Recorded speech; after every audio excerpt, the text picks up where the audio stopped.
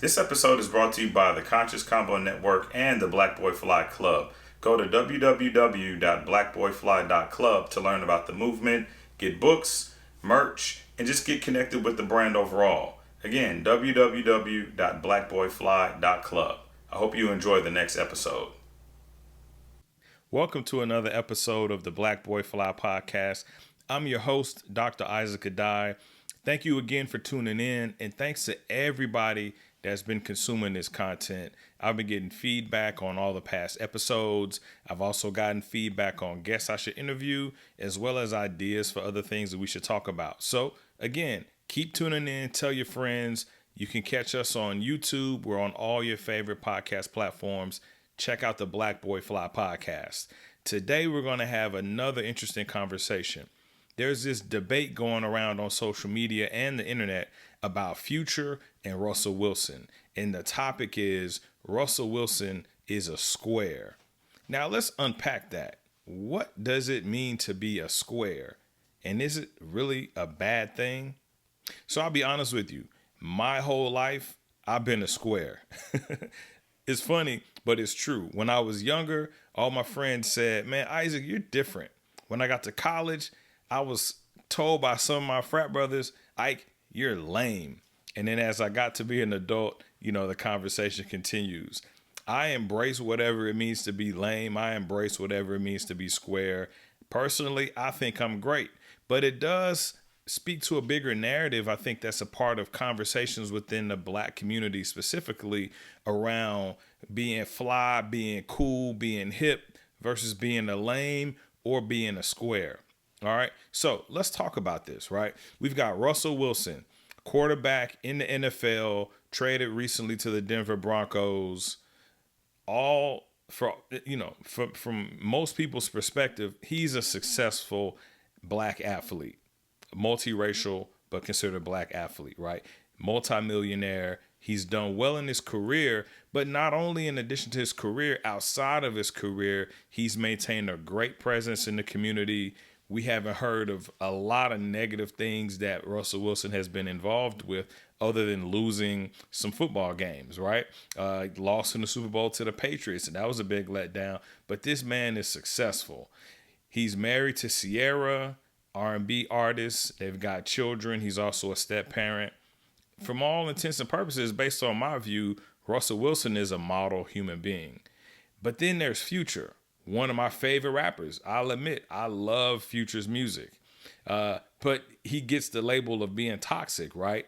Because of his past. He's, dabbled in the streets, right? He's a trap rapper for the most part. He promotes drug use in his music. He also has multiple children by different women. But from all intents and purposes, he's also successful in his career in his own right. Multi-millionaire, millions of albums sold. You put Future on a song and it's an immediate hit. Now, who's the better person to aspire to be? Do I want my sons to say I want to be like Future? Do I want my sons to say I want to be like Russell Wilson? If my sons told me that they wanted to be like Russell Wilson, would I call them a square? Let's just go ahead and end this debate. Nothing is wrong with being a square. Some people may just have that perception of you. Again, that's the perception that folks have had about me at points in times in my life, that Isaac is a square. But I'm a square that's got 2 engineering degrees, a Ph.D. I've worked in corporate environments. I've worked in academic environments. I'm helping build a tech startup right now. Very community engaged, family oriented, and God fearing. So if that's what you define as a square, I want all my kids to aspire to be a square. Now, there are things about both Russell Wilson and Future that I think we can talk to young boys and say, you can aspire to be this, without specifically suggesting that they become that person's whole character. So, for example, let's talk about Future. All right. He's a fundamental artist in the rap game that has changed music. He ushered in or helped usher in that auto-tune era behind T-Pain. A lot of his music has really heavy trap, 808 beats. But Future is gifted as a musician, and he's reached rock star status, and he makes millions of dollars a year.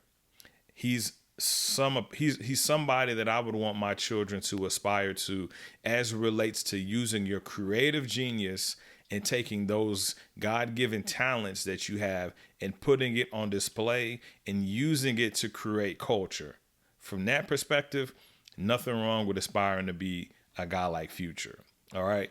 When we think about Russell Wilson is a guy who took his physical talent and his body and his mind and put it to use in professional sports, reached the pinnacle of his sport, has been gainfully employed in his profession for many years, and has achieved multimillionaire status and has won at the highest level. To me, I would want my children to aspire to be that in their lives. All right. Now, when we think about it from a personal perspective, personally, I would not encourage my children to approach their personal lives the way that Future has. That's just not what I believe in, right? I would encourage my children to follow behind what Russell Wilson has done. Find a person that you love, start a family with them, have children, and grow your family in that way. I wouldn't encourage my children to father multiple children out of wedlock. Now, there's nothing wrong with anybody who feels that that's an approach that they should take in life. That's just not the approach that I would want my children to take, because that's not the approach that I took. All right. So I would tell them, if they're trying to determine who they should be, that they should look more toward Russell Wilson as an example of what your life should look like from a personal perspective. But that's just Isaac's opinion. So again, there's nothing wrong with us having these conversations and debating who our children should be like. You just have to think about what works best for you. What do you want young people to model, and provide them examples of that. We can look at Russell Wilson as an athlete, and we can point to many things that he's done, and we can tell our young people, aspire to be a version of this. We can look at the rapper Future and all the things that he's accomplished and things that he's done in his music career, and we can say, I want you to emulate that. Totally fine. But I'll say, let's stop name calling, right? Let's stop calling folks a square and then saying that that's not what we want our children to become. There's nothing wrong with that. And if you're a black male, young or old, and you're in environments and people have called you a square or they've called you lame, hey, own it.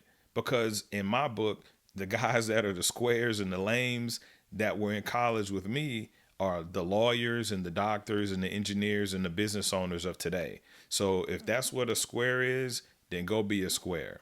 But ultimately, this boils down to identity. And I think in the black community, we try to place these labels and push certain narratives on our young people in terms of the identity that they should, uphold or become or adapt to. Let's let our young people discover themselves, and let's not place labels on them. Let's let them become who they're intended to be by helping them understand their influence, by helping them identify their purpose, by helping them understand what changes they need to go to become the people that they want to become or that they're destined to become. All right. Now, again, like I mentioned, there's nothing wrong with us having conversations and debates about who's this and who's that. But I think when we start to try to put people in our community in a box, we do them a disservice. All right.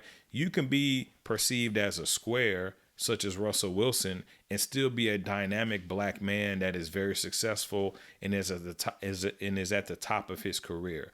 You can be what many people look at Future to be and say he's hip or he's cool, but still be successful in your own right and still break barriers and still create history within your family. You don't have to necessarily be one or the other. Let's stop the narrative that black men have to be one thing versus another thing. We can be many things. We're not monolithic as a group. We're very talented. We're very dynamic. We have a lot of creativity. We should be encouraging our young men to be the best of themselves. We should encourage them to identify people that they align with in terms of their personal beliefs, in terms of what these folks have accomplished, and let them go off and be that. All right. I was just speaking at an event this week, and they asked me to talk about people that influenced me from a leadership perspective. Guess what? I said Dr. Martin Luther King, Barack Obama, and Jay-Z. Now, you might have heard Barack and Dr. King and said, yeah, those make sense. Jay-Z might be left field. Somebody may say, well, he's a former drug dealer. He got his money through music. Yeah, but there's so many things about Jay-Z that are incredible. And I see him as a man moving in this world, especially a black man. And there are a lot of things about Jay-Z that I personally look up to and aspire to become. I can do that without wanting to become the drug dealer version of him. I can look at Jay-Z and say he's a businessman that has defined hip hop culture, which has defined pop culture. He shifted the narrative around what black men can accomplish in business. I can aspire to be like Jay-Z, but I can still also aspire to be like Barack Obama at the same time. I don't have to pick and choose. So when we have conversations about Russell Wilson and Future, and we talk about Russell Wilson being a square, and we talk about Future being better because he represents a certain aspect of black identity, I personally think that that's dangerous. Why don't we talk to our children about the best of both and maybe the things about both that aren't the best and how we can shape and mold them to become better versions of themselves? That's the conversation that I'm having with my kids as it relates to their development as young black men in this world. I want them to find people that they align with and then define their identity based on those things that they see in those people. I'm never going to tell them to shy away from their personality because they may be a geek, or they may be considered to be a nerd, or they may be a square, or they may like alternative music and they don't listen to rap. Who cares? At the end of the day, who are you? Do you know who you are? Where are you going? Do you understand what's influencing you? Do you know the path that it takes to get to the place that you want to get to? Whether that looks like a Future path or that looks like a Russell Wilson path, I think it's totally fine. So let's stop with the name calling and putting our young people in a box, and let's show them examples of all of the things that they can become and help them embrace what it means to be dynamic black men. All right. I'd love to hear your thoughts on this. Again, it's a conversation that's been happening. I thought I'd tap in it onto this version of the Black Boy Fly podcast. So thanks for tuning in. Stay tuned for more. We've got a lot more good content coming, and I'm going to be dropping some interviews with some other people soon. So again, still having fun with this platform. Share with your networks, encourage them to subscribe, to follow, and tune in to the next episode of Black Boy Fly. Thank you.